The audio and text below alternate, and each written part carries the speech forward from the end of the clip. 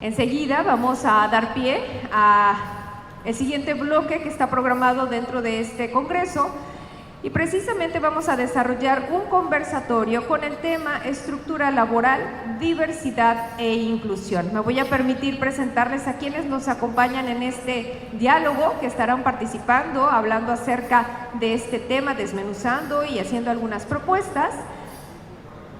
Y les leo brevemente su reseña. En primer término está con nosotros la licenciada Maribel Arango. Ella es licenciada en Administración, cuenta con algunos cursos, talleres y diplomados en Administración del Capital Humano, conocimiento de grafología y análisis de la firma para el proceso de selección de personal. Actualmente es directora de la Facultad de Ciencias Administrativas de la Universidad Regional del Sureste. También nos acompaña el maestro Víctor Nolasco, quien es licenciado en Administración de Empresas, cuenta con maestría en Desarrollo Organizacional y una maestría en Administración de Empresas con especialidad en Recursos Humanos.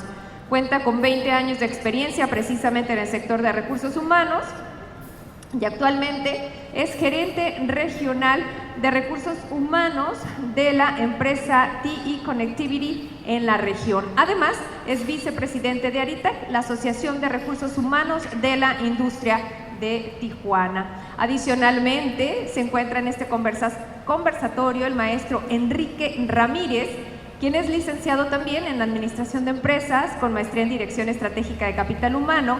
Ha participado en diversas publicaciones, entrevistas y en el libro Pinceladas de 100 líderes empresariales en 2017. Con más de 20 años de experiencia en el área de recursos humanos de la Universidad La Salle, México, a cargo de las áreas de sueldos y beneficios, desarrollo organizacional, y desde hace 12 años dirige todas las áreas de capital humano, en donde ha desarrollado los esquemas de vida y carrera de los colaboradores. Asimismo, y ya tuvimos en la mañana la oportunidad de escuchar, nos acompañará en este conversatorio el maestro Jesús Gallego, quien es especialista en comunicación, motivación e inteligencia emocional y que actualmente es coach, formador y conferencista. Para moderar este espacio de conversatorio, le voy a ceder el uso de la voz al maestro Julio César Ruiz Alarcón. Si es tan amable, los dejo con ellos. ¿Qué tal? Muy buenas tardes. Bienvenidos al conversatorio que vamos a tener en este momento. Vamos a iniciar con la primera pregunta, que va dirigida a la licenciada Maribel Aragón Bolaños. ¿Qué áreas o departamentos considera fundamentales, necesarios en la estructura laboral actual de las universidades particulares?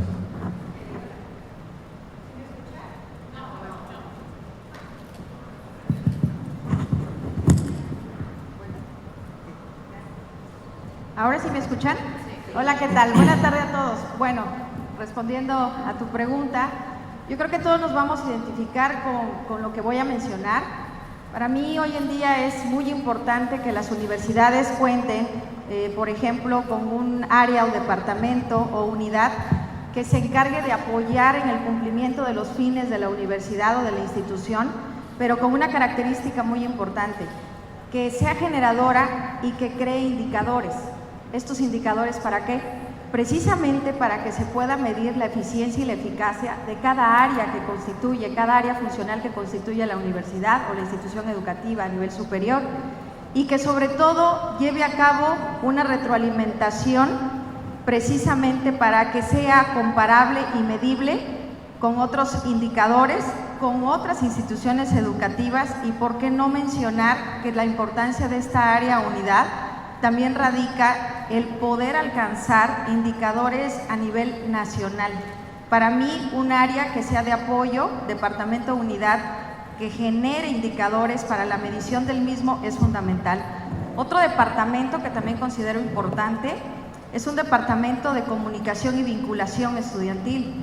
Este departamento en esencia debe de tener la fluidez de la comunicación al exterior de la universidad, pero también el mantener a toda nuestra comunidad universitaria informada de todas las actividades que realizamos, precisamente porque ahí viene el provocar una identidad institucional entre toda la comunidad universitaria y que obviamente esté vinculada con el área, con las actividades que se generan con los empleadores. Es muy importante esta área hoy en día en las instituciones educativas.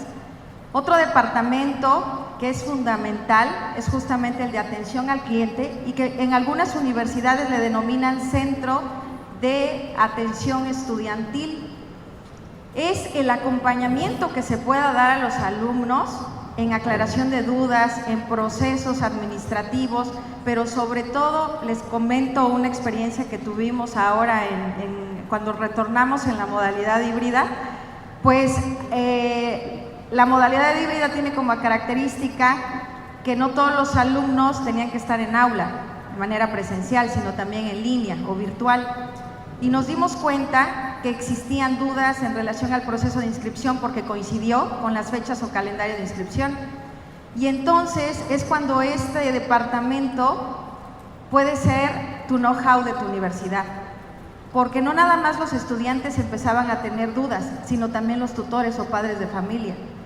Inclusive, como estamos en periodo de inscripciones, también el público en general necesitaba saber costos de colegiaturas, fechas de las fichas como tal, y es muy importante hoy en día contar con este centro de atención estudiantil. Otro departamento, por supuesto que es muy importante, es la innovación educativa. ¿Y a qué le llamo innovación educativa? Es muy importante que en las universidades exista un departamento que como tal revise y analice todos los programas o planes de estudio que tienes hoy en día. ¿Y por qué lo menciono? Porque lo que sigue o lo que continúa sería, una vez que se analiza la pertinencia de cada plan o programa de estudio, seguiría innovar. ¿Qué otra licenciatura o qué otra oferta educativa, con base en las necesidades que tenemos hoy en día, con base en la demanda o la oferta laboral, tú tienes que diseñar? Y por supuesto, de lo que se trata este congreso, el área de capital humano, talento humano, gestión de personal o recursos humanos, que como vital pilar tiene realizar la detección de necesidades de capacitación, y si es basado en competencias, mejor. También tiene una evaluación al desempeño, cualquiera que sea tu herramienta, 360 grados, basado también en el comportamiento. El hecho también de contar con un plan de capacitación, llámale semestral, llámale anual, que te permita medir. Y todo lo que escuché en las ponencias anteriores llevan precisamente a lo más importante, el motivar a tu personal, el ser un líder, pero el comprender, entender las necesidades para que justamente las puedas cubrir. Para mí son los departamentos, áreas que hoy en día son muy importantes y necesarios, sin dejar a un lado la ponencia que escuché en primera instancia hoy, la tecnología, que por la pandemia tomó especial relevancia. Muchas gracias por su participación. Seguimos con el maestro Víctor Nolasco Torres. ¿Cuáles son las principales prácticas de inclusión y diversidad en la industria? Muchas gracias, buenas tardes a todos. Bueno, hablando un poco de la industria, creo que algo importante, sobre todo en la región, es que la mayoría de las industrias ahora ya cuentan con políticas de no discriminación, con políticas de inclusión, y no solamente en la industria manufacturera, sino que esto se va permeando cada vez a diferentes organizaciones, llámese escuela, asociación, etcétera, ¿verdad? Una de las mejores prácticas que yo puedo compartirles es que anteriormente era muy frecuente que si teníamos una persona que queríamos ofrecerle quizá un empleo y tenía algún tipo de discapacidad, lo que hacíamos es, bueno, te voy a dar el empleo con el tal de ayudarte, pero así como está la escuela, así como están los edificios, así como está la cultura, ¿verdad? Y arréglatelas. Ahora no. Ahora, ¿qué pasa? Ahora somos más conscientes como institución, como organización, revisamos cómo nos sentimos, qué tenemos, qué no tenemos, qué ajustes razonables tenemos que hacer para que esta persona se sienta como en casa, que sea fácil para ellos poder ir y laborar. Un ejemplo muy claro que nos ocurrió por ahí en una de las organizaciones, en una de las empresas que laboraba, las instalaciones no estaban adecuadas, con rampas, con accesos, etcétera, pasillos, demás, ¿no? Entonces, muy complicado era poder darle oportunidad a gente quizá con muletas o silla de ruedas. Pero algo que sí podíamos hacer era, bueno, personas sordas, ¿no? Personas sordas, no pasa nada, los podemos integrar. ¿Cómo nos preparamos? Bueno, primeramente, nosotros tenemos que estar listos. Hay que aprender lengua de señas básicas, cómo nos vamos a comunicar con ellos, ¿verdad? Hay que trabajar en tutoriales en video para entrenarlos y que para ellos sea muy transparente y muy fácil.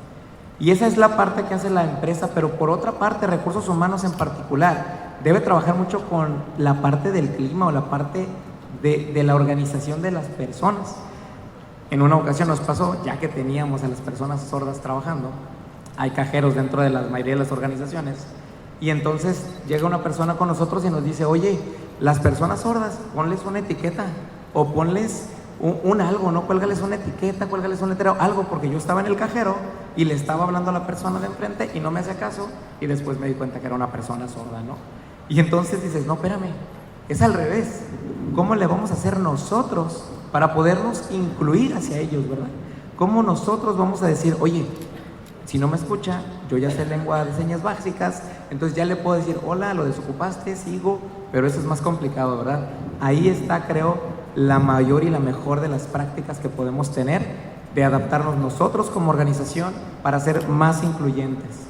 Lo mismo pasa con aquellas personas que se identifican como parte de la comunidad LGBT, cómo las podemos hacer sentir parte de la organización con los mismos derechos, con las mismas obligaciones, y que en ningún momento se vayan a sentir ofendidos, sino al contrario, que sepan que existe la oportunidad de seguir desarrollándose dentro de las industrias. Gracias. Muchas gracias, maestro. Continuamos con nuestro siguiente ponente, el maestro Jesús Gallegos. La pregunta para usted sería, ¿nos puede relatar algún caso de inclusión exitosa en el mundo organizacional con el que trabaja? Y si es así, si se siguió algún modelo en concreto para lograrlo. Okay. Bueno, muy buenas tardes otra vez. A mí me gustaría empezar por algo que creo que es muy básico, que probablemente todos hayamos escuchado, y es la diferencia entre integración e inclusión. Cuando integramos a alguien, lo habrán escuchado muchas veces, lo invitamos a la fiesta. Cuando lo incluimos, lo sacamos a bailar.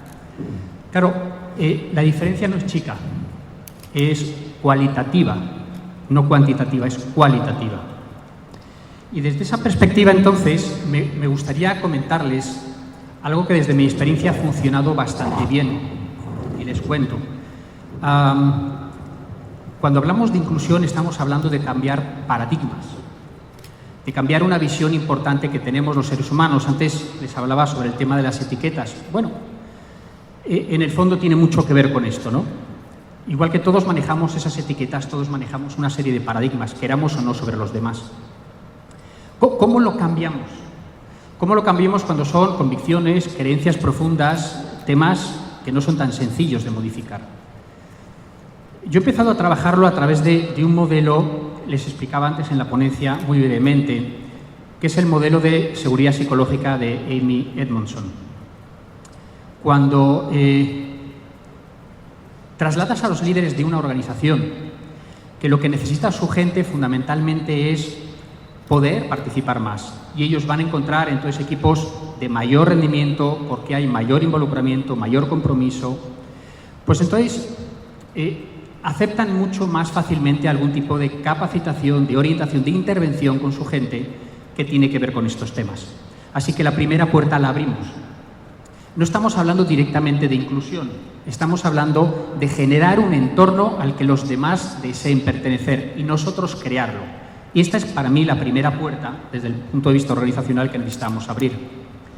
Una vez que tenemos eso, la manera de trabajarlo ha sido trabajar los 4 elementos a las 4 áreas que, como decía el modelo de Amy Edmondson, nos sugiere. La primera es generar conversaciones abiertas, es decir, que la gente pueda hablar y pueda hablar libremente, sin miedo, de lo que desee en la compañía. El segundo es la capacidad de solicitar apoyo y ayuda. También se vale levantar la mano ante cualquier circunstancia. La tercera es la actitud frente al fracaso y frente a los errores. Vamos a cometer errores, así que se vale cometer errores. Así que si se vale cometer errores, estamos más dispuestos a compartir, a hablar sobre nuestros errores. Y el cuarto elemento es inclusión. Claro, aquí inclusión, tal como yo lo estoy trabajando, tiene que ver con 2 elementos. Hay un autor que me gusta especialmente que habla que la inclusión se basa en un elemento que es belonging, pertenencia, y el otro que es singularidad. Así que necesitamos manejar las dos claves. No solo necesitamos que la gente se sienta que pertenece a algo, porque a lo mejor todos nos podemos sentir que pertenecemos a algo, pero no aportamos nuestra singularidad. Y tampoco podemos aportar simplemente nuestra singularidad sin tener ese sentido de pertenencia. Necesitamos los dos elementos. Claro, cuando hablamos de singularidad, también de qué estamos hablando. Y hay otro autor, Tommy Clark, que habla de algo que me parece muy brillante. Habla de que los líderes necesitamos hacer que haya muy baja fricción social y muy alta fricción intelectual. Es decir, que entre nosotros podamos gestionar las relaciones de una manera muy llevadera. Y esto nos lleva a entender, desde mi punto de vista, la pertenencia como cualquier persona en esta organización piense lo que piense, sienta lo que sienta, cómo se vea, de qué sexo, raza, religión, lo que quieran. Toda persona es digna. Y no hay más. Y todos somos iguales en esa dignidad. Y no hay más. Todos estamos al mismo nivel. No hay más. Por lo tanto, incluimos desde la pertenencia a todos porque todos tenemos, iba a decir el mismo valor. Creo que las personas no tenemos valor, sino que aportamos valor, que es incluso mucho mayor. Y luego, con respecto a la singularidad, ¿cuál es nuestra singularidad? Pues creo que nuestra singularidad tiene que ver mucho con nuestras ideas, siendo capaces de entender que cada quien puede aportar las suyas, pero, y aquí hay un matiz que para mi gusto es importante, quizá incluso en algún momento hasta polémico. Creo que las personas todas nos merecemos exactamente el mismo respeto porque gozamos de la misma dignidad. Pero las ideas se tienen que ganar nuestro respeto. Así que cuando decimos, y aquí viene lo polémico, respeto lo que piensas, en el fondo creo que lo que estamos diciendo es respeto que pienses distinto. Pero no decimos respeto lo que piensas. Porque si yo pienso algo distinto, respeto mucho más lo que yo pienso. Así que, y está bien, porque necesitamos pensar y necesitamos tener convicciones y necesitamos tener ideas. La cuestión es, juguemos con la pluralidad de ideas. Pero de ahí tenemos que sacar conclusiones también. No todas las ideas tienen el mismo valor. No todas las ideas tienen la misma fuerza. No todas las ideas deben tener el mismo peso. Y ahí podemos aportar nuestra singularidad.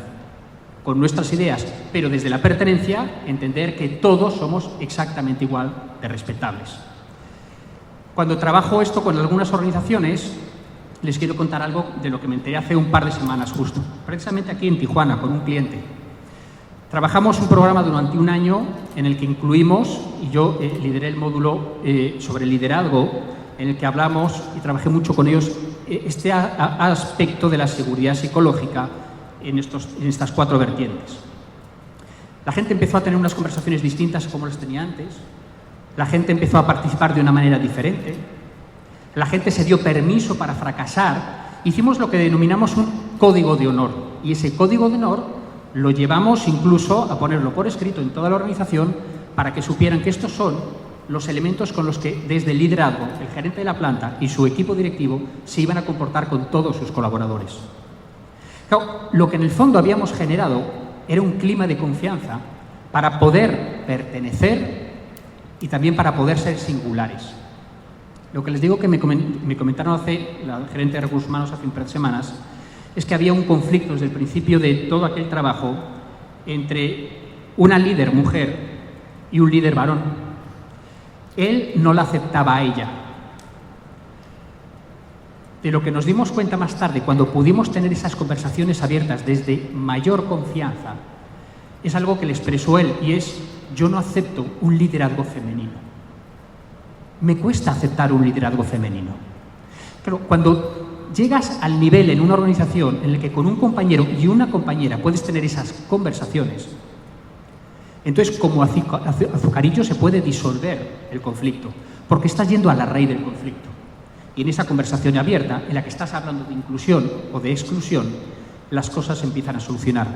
El éxito viene cuando la semana pasada esa persona que no aceptaba ese liderazgo femenino, ahora en su propio equipo está contratando más mujeres que hombres. porque cree en la necesidad también de ello.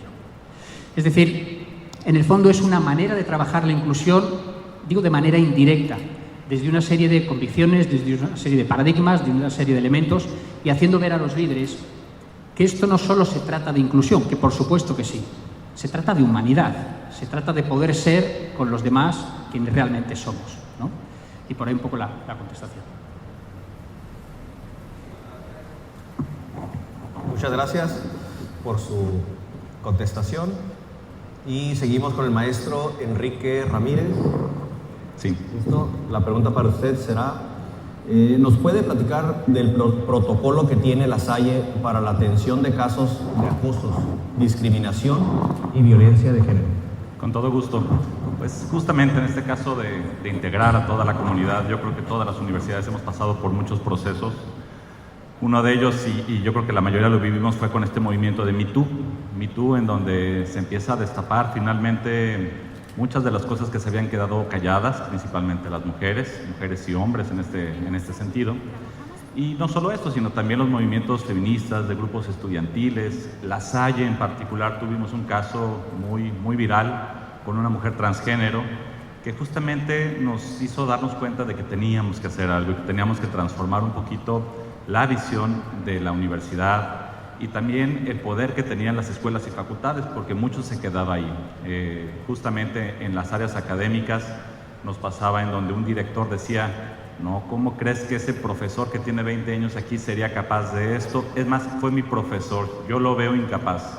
Y entonces empezamos a detectar sesgos de una visión de las facultades, de la academia, y teníamos que sacar esto. Y es por eso que creamos un protocolo institucional para poder atender este tipo de casos de una manera integral, en donde pudiéramos tener ya no la visión de una persona, sino una política, una estrategia y un camino en donde colaboradores, colaboradoras, alumnos y alumnas pudieran denunciar, pudieran tener un canal de atención y pudieran hacerlo. Seguramente muchos de ustedes ya lo tienen. Les queremos compartir lo que es el caso de la Universidad La Salle. Por ahí tenemos una página, y si me ayudan por favor el staff, es una página en donde justamente nosotros tenemos toda la información acerca de lo que es el protocolo. Se llama Comunidad Segura, lasalle.mx, Comunidad Segura, y en donde viene justamente cuál es el papel que se tiene que hacer institucionalmente. Tenemos un videíto, son 2 minutitos, en donde les queremos enseñar de qué se trata este protocolo.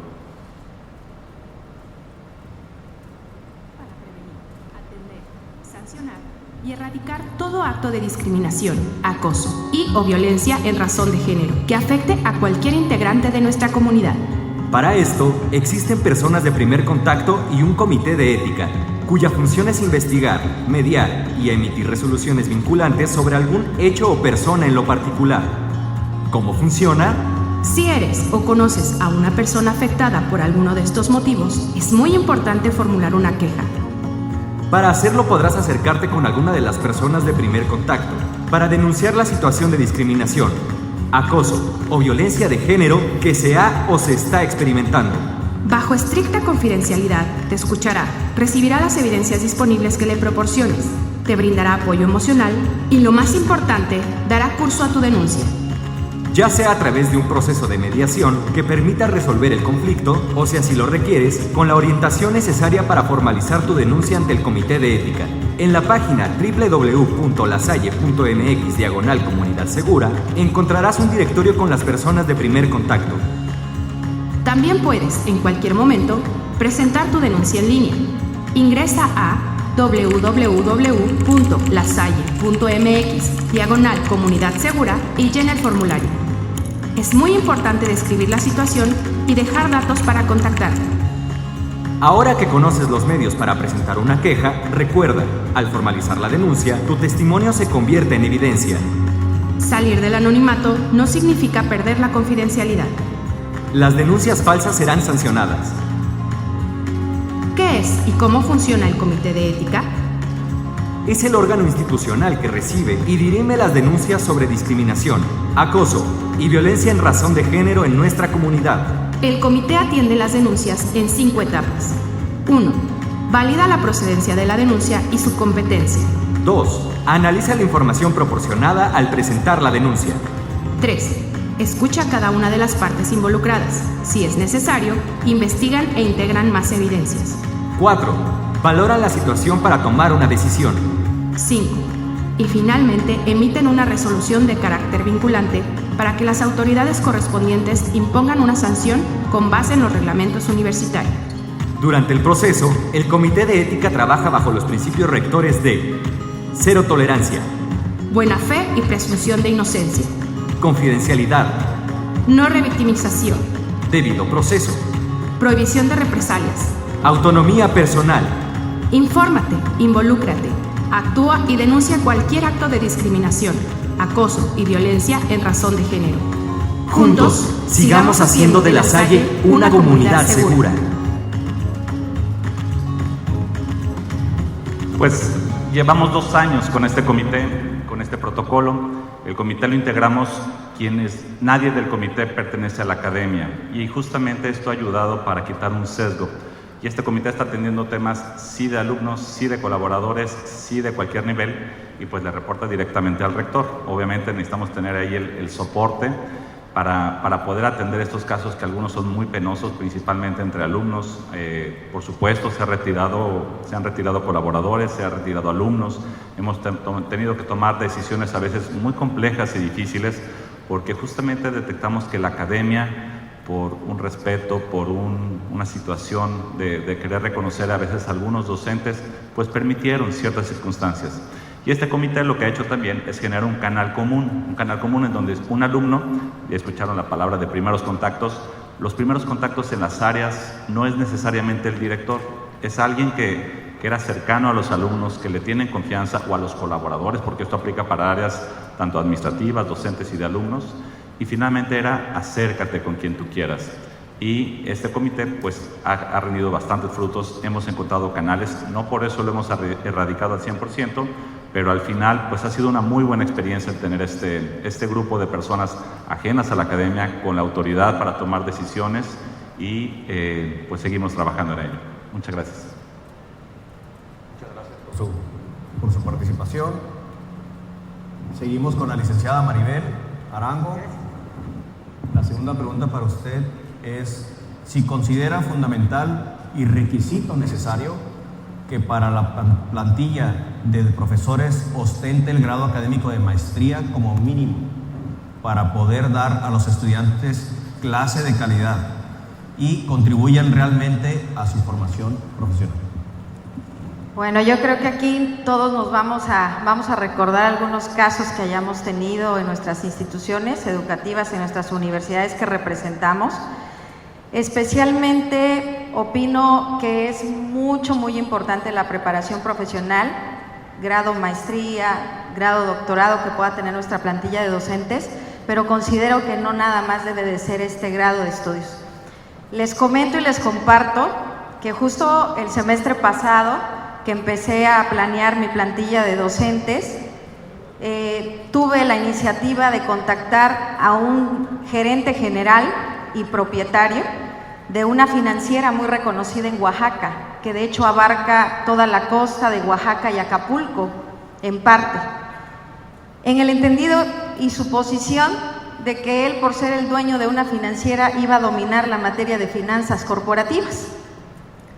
Cuando inician las clases, tengo retroalimentación o feedback con los alumnos y me dicen, se nota que el maestro es una eminencia, se nota que tiene toda la información y la experiencia profesional, se nota que lo ha llevado a la práctica, pero no maneja herramientas tecnológicas. Le hablan de una rúbrica y no sabe qué es una rúbrica. También no cuenta con el conocimiento y la experiencia de estrategias docentes. Simplemente en el aula o en el salón de clases, en el escenario, no lo domina. Y entonces, pues yo le quiero decir que necesitamos a alguien que nos motive, que nos ponga casos, que nos ponga prácticas, que mencione, hablando de marketing, de empresas que tienen ahorita impacto. Y les voy a contar una anécdota que hace 2 semanas tuve. Nos visitó en Oaxaca el representante nacional de la plataforma Coursera. ¿Me pueden apoyar a levantar la mano? ¿Quién conoce la plataforma de Coursera, por favor? Muy bien, ojalá que los demás puedan anotar y puedan navegar y puedan actualizar de qué se trata esta plataforma de Coursera. Está certificando en diferentes temas, en diferentes disciplinas, tanto alumnos como la plantilla de profesores, porque la tendencia es que muchas veces el grado académico se va a ver un poco desplazado por tener certificaciones en diferentes disciplinas. Por ejemplo, una certificación en el manejo del Excel, pero no nada más para cálculos matemáticos e información cuantitativa, sino desde la generación de macros, micros, de layouts, de todo un proceso que te vincule a obtener información cuantitativa. Y entonces Cristian, que es el representante hoy en día nacional de Coursera y que previo trabajó en Google y que trabajó en Mac, nos decía, nada más les quiero compartir una proyección de unas gráficas. Nos mostró en la pantalla y nos decía, miren el comportamiento de los alumnos cuando está viendo la televisión. El comportamiento era lineal del cerebro, lineal. Ustedes veían literal una línea plana. Nos dice, ahora les voy a mostrar las métricas o gráficos cuando el alumno hoy en día, después de pandemia, regresa al aula. Lineal. Lineal. ¿Cuándo creen que empezó a tener efecto entonces ya el alumno? Cuando el profesor en menos de 21 minutos empezaba a darles información real, casos prácticos, vivencias, información actualizada, proyección de videos como el que mi compañero panelista hace un momento lo hizo, utilización de herramientas tecnológicas. Y es entonces cuando en realidad vemos el impacto que tiene que el profesor y el docente o tu plantilla de profesores y docentes no solamente cuenten con el grado académico, sino también tengan esa facilidad hasta de motivar a tus alumnos. Y se los digo de verdad, una parte importante que no deben de dejar a un lado es aquel profesor que sin rebasar una línea muy delgada, porque le existe, de rebasar el tema personal, pero se involucra con el alumno, porque cada alumno es diferente, porque tiene diferentes capacidades, porque unos son kinestésicos, pero otros son auditivos, pero otros son visuales, porque unos hoy en día piensan que siendo youtuber van a ser los millonarios del mundo, pero sin embargo, lo que genera el valor real y para que tú puedas tener maestros estrellas, inviérteles a aquellos que cuentan con un grado académico, maestría, doctorado, pero que también puedan dominar las estrategias docentes, y para ello debemos de invertir y debemos de ver como una inversión en la capacitación para que puedan dominar y entonces de manera integral sí pueda ser un servicio de educación de calidad. Es mi punto de vista. Muchas gracias, excelente punto de vista. Seguimos con el maestro Víctor Nolasco. La pregunta para usted es: ¿de qué manera se fomenta la diversidad en la industria? Muy bien. Creo que hay varias maneras en que lo fomentamos. Localmente hay una asociación, precisamente la Asociación de Recursos Humanos de la Industria, donde genera premios para aquellas empresas que tienen las mejores prácticas de inclusión y diversidad. La misma Secretaría del Trabajo y Previsión Social tiene su reconocimiento, ¿verdad?, para aquellas empresas que tienen estas prácticas. Pero en realidad creo que la mejor manera en que se fomenta es haciendo este benchmark, es comparándonos con las demás, compartiendo estas prácticas como el día de hoy lo estamos haciendo. La mejor manera de iniciar una práctica de inclusión, de diversidad, es revisar qué se está haciendo afuera, qué están haciendo las otras organizaciones, las otras instituciones, qué puedo adaptar de lo que ya está. No necesitamos inventar el hilo negro, ¿verdad? Tenemos que ir con nuestros compañeros, revisar de qué manera lo están realizando y cómo lo podemos integrar nosotros a nuestra realidad. Cómo podemos adoptar esas prácticas a la institución que representamos. Gracias. Muchas gracias. Seguimos con el maestro Jesús Gallego. ¿Cuáles son los mayores retos que afronta la inclusión en nuestros días? ¿Nos puede ofrecer algún tip que nos ayude a ayudar a nuestras organizaciones? Ok, gracias. Yo resumiría en 4, incluso 5 retos a los que nos estemos enfrentando actualmente cuando hablamos de inclusión. El primero es algo que he mencionado anteriormente, que es esa capacidad que podemos tener para generar esa confianza, en el fondo esa seguridad a los demás, para que puedan ser ellos mismos, para que puedan ser ellas mismas, para que nos podamos expresar como somos. Crear esa seguridad para los demás me parece que es un reto muy actual que creo que nos falta en muchos lugares. El segundo reto, y aquí me van a permitir una licencia, les voy a hablar como papá. Digo que les voy a hablar como papá porque mi hijo tiene síndrome de Down. Y entonces, para mí la inclusión es mi vida. Nunca mejor dicho. Porque tengo un único hijo. Mi hijo tiene síndrome de Down. Y desde que nació nos estamos enfrentando allá donde vamos a muchas situaciones. Y nuevamente, y además por las horas que son, voy a ser un poco polémico, para que estén atentos a ver cuál es la polémica, por lo menos. Miren, yo siempre que puedo hablo de mi hijo en mis conferencias. Cuando hablo de felicidad, hablo de mi hijo. Cuando hablo muchas veces también de cambio, hablo de mi hijo porque a mí me ha cambiado la vida y porque me hace extraordinariamente feliz. Pero muchas veces me pasa lo siguiente, y aquí viene la parte polémica. Cuando termino una conferencia hay gente que viene y me dice: oye Jesús, pero tú has hablado de tu hijo, que es una persona con discapacidad, y textualmente el otro día me decían: pero ¿sabes qué? Pues no es así, porque todos somos distintos. Entonces, esa frase de que todos somos distintos, cuando tienes en casa esta situación, la ves de una manera un poco distinta. Y les voy a explicar cómo la veo yo. Y habrá otras maneras de ver, por supuesto. Yo la veo como que pasan una serie de imágenes por mi mente. Al mes de nacer mi hijo, ya estaba haciendo terapias, fundamentalmente pues para su sistema motor, ¿verdad? Es muy importante que los niños gateen, es muy importante que levanten la nuca, y los niños con síndrome de Down tienen especiales dificultades para ello. Así que desde el mes 1 de nacimiento el bebé estaba en terapias. Cuando lo llevamos a los 6 meses a un jardín de infancia, mi siguiente imagen en el recorrido es todos los niños cuando llegan sus papás a recoger a sus hijos, pues todos los niños se levantan, corren, les abrazan o gatean hasta ellos.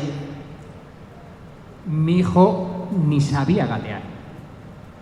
Nos dejaron incluirlo en el jardín de infancia porque el único requisito que tenía que cumplir era que se pudiera estar sentado. No se podía, no tenía la capacidad ni siquiera de gatear. Andó un año después de lo que normalmente andan los niños, síndrome de Down, evidentemente. Y a día de hoy, que tiene Pablete 11 años, pues su primo de 8 lee y lee muy bien. Mi hijo todavía no sabe leer. Entonces, yo desde el corazón se lo digo, ¿no? Cuando yo escucho, no, pero todos somos igual, todos somos diferentes, ¿no? Todos tenemos diferencias. Digo, sí, pero unos más diferentes que otros, ¿no? Creo que en el fondo nos enfrentamos también a un reto que es, yo lo llamo el reto conceptual, es decir, o sea, ¿de qué estamos hablando cuando hablamos de diferencias? Porque creo que en un momento determinado corremos el riesgo de que se convierta en una moda. Yo hace muchos años me especialicé en temas de inteligencia emocional, hace muchos. Y entonces, todavía no, pero pocos años después todo el mundo hablaba de inteligencia emocional, lo conociera o no. Luego vino el coaching y todo el mundo era coach. Y ahora todo el mundo habla de inclusión. Y está bien, o no tanto en algunos momentos, cuando no hablamos, yo creo que de una manera seria. Por tanto, para mí, todos somos distintos significa que en el fondo todos somos iguales, y eso no es hacer justicia con las personas que sí necesitan una ayuda especial, porque en el fondo hay dos tipos de luchas que tenemos que tener, desde mi punto de vista nuevamente. Una es una lucha cultural, es decir, tenemos que cambiar las mentes y los corazones propios y extraños para ser capaces de aceptar a cualquier persona, sea su condición, sea su sexo, sea su raza, sea su religión, sea lo que sea, cualquier persona. Y hay otra, que es en el mundo fantástico en el que eso estuviera conseguido y no hubiera prejuicios ninguno, aún así estaríamos jugando en un terreno desnivelado. Porque hay gente que va a necesitar que la empujen porque tiene una silla de ruedas. Y hay gente, como nos contaba Víctor, que a lo mejor pues no ve y entonces necesitan un acompañamiento o que les faciliten pues un sistema de lectura distinto. Y hay gente que tiene discapacidad intelectual que a lo mejor hay que ir un poquito más lentos. Es decir, que hay que pensar por lo menos, y me parece que ese es un reto, de maneras distintas sobre la diversidad, la inclusión y la diferencia para saber a qué nos estamos refiriendo. Y les voy a poner otro ejemplo. Hace 3 años le llamaron a mi mujer y nos pidieron si Pablete, nuestro hijo, podía salir en una publicidad, una especie de comercial, sobre las diferencias, ¿no? Y nosotros preguntamos, ¿y quién más va? ¿Quién más aparece? Entonces nos dijeron que una persona que tenía piercings, otra persona que tenía los pelos de colores, otra persona que tenía tatuajes, otra persona que era transgénero. Yo pensé, caray, se han mezclado todo y entonces todo es diversidad. Y yo creo sinceramente que no es serio. Y digo, no sé si sea o no polémico, pero creo sinceramente que hay gente que sí necesita nuestra ayuda y hay momentos en que tenemos que decir, bueno, ¿quién de verdad está necesitando nuestra ayuda desde esa singularidad especial que tiene, ¿no? Creo que eso es un reto importante.